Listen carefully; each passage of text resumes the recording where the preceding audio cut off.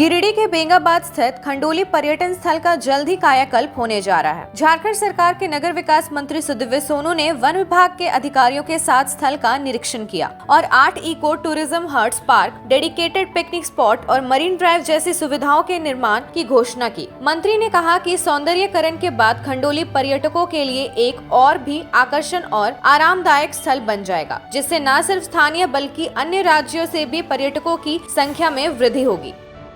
पर्यटन के दृष्टिकोण से खंडोली डैम गिरिडीह के लिए एक धरोहर है और हम लोगों का यह बड़ा प्रयास है कि खंडोली के टूरिज़्म को विकसित करने के लिए हर आयाम पर हम लोग काम कर सकें। तो बहुत सारे लोगों को खंडोली के बारे में भी कुछ भ्रांतियां हैं, धारणाएं हैं। तो खंडोली टूरिज़्म में आने वाले लोग, खंडोली में क्योंकि रहने की फैसिलिटी बहुत अच्छी नहीं है और थोड़ा सा एकांत है, तो लोगों को लगता है कि ऐसी जगह पर रहें जहाँ पर कि आबादी हो, मेन रोड के नज़दीक रहना लोग चाहते हैं। तो इस उद्देश्य से टूरिज़्म के प्रमोशन के लिए हम लोगों ने यहाँ पर एक स्पॉट को चयन किया है। यहाँ इको टूरिज़्म की एक फैसिलिटी हम लोग क्रिएट करेंगे। यहाँ पर 8 इको टूरिज़्म के हट्स हम लोग बनाएंगे और उसके साथ जो उसकी बेसिक कम्युनिटी होती है, डाइनिंग हॉल है, किचन है, पानी की व्यवस्था है, बाकी चीज़ें हैं, वो सारी चीज़ें हम लोग यहाँ करेंगे। और साथ साथ डीएफओ साहब से हम लोगों की बात हुई है, मधवा साइड का जो इलाका है खंडोली डैम का, जिसको जोड़ने के लिए अभी एक सड़क हम लोग बना रहे हैं।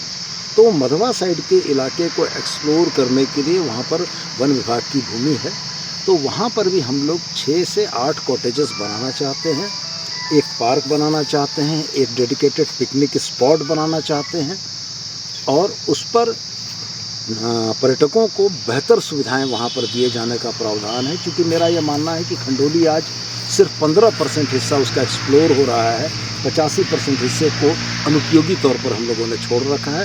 तब हमारा लक्ष्य यह है कि आने वाले दिनों में खंडोली डैम के सराउंडिंग को, सारी जगहों को एक्सप्लोर करते हुए पर्यटकों के लिए बेहतर व्यवस्थाएं विकसित करें।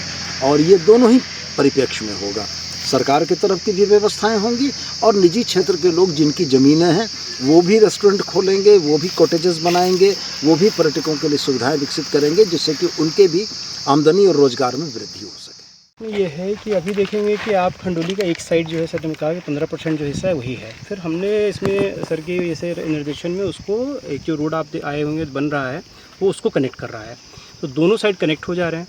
इसके बाद इसके किनारे किनारे लगभग 4 किलोमीटर मरीन ड्राइव टाइप के रोड रहेंगे, जो कि इसके एकदम जस्ट किनारे किनारे। इसके बाद फॉरेस्ट की जो ज़मीन है हम इसको फेज़ वाइज डेवलप करेंगे। फर्स्ट फेज़ में जो सामने आप देख रहे हैं इस ज़मीन को डेवलप होगा और जैसे सर ने बताया इसमें सभी चीज़ रहेंगे, कॉटेजेस रहेंगे, बच्चों के चिल्ड्रन पार्क रहेंगे, पिकनिक स्पॉट्स रहेंगे, वॉच टावर्स रहेंगे,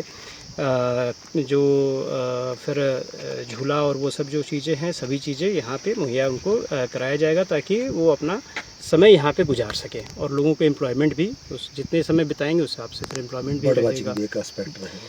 यहाँ से अगर आप देखें तो सामने की तरफ से अभी बायनोकुलर अगर आप इस पर कर सके जूम करेंगे तो सामने पूरे बर्ड्स का ये जमावड़ा है और कई साइबेरियन बर्ड्स भी यहाँ पे रहे हैं। अभी हाल में हम लोगों ने जो बर्ड सर्वे कराया है अराउंड 70 वैराइटीज़ बता रहा हूँ, नंबर्स तो कई गुना ज़्यादा होंगे। वैराइटीज़ जो बर्ड्स से स्पीसीज़ है वो यहाँ पे हमें मिले हैं और जिसमें कि कई साइबेरियन मतलब कि मंगोलियन के जो स्पीसीज़ मंगोलिया से जो ठंड के समय में माइग्रेट करके जो आते हैं यहाँ पे आते हैं रूस्ट करने के लिए, तो वो भी बर्ड्स यहाँ पे दिखते हैं उस समय।